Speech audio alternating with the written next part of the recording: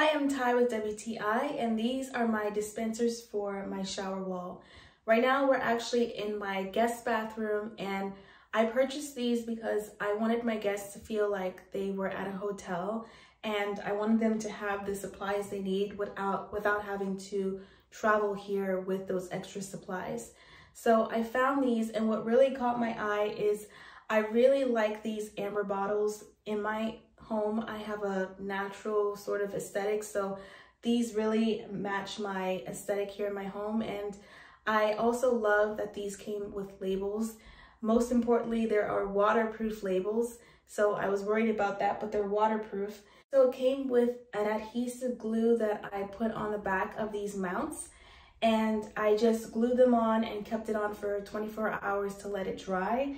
And they are really sturdy. Like, you really have to do a lot of pulling, a lot of tugging, and still they don't go anywhere. So I'm so happy with that. I've had zero problems with them. I've used them myself just to try them out, and they are excellent. And that's my point of view.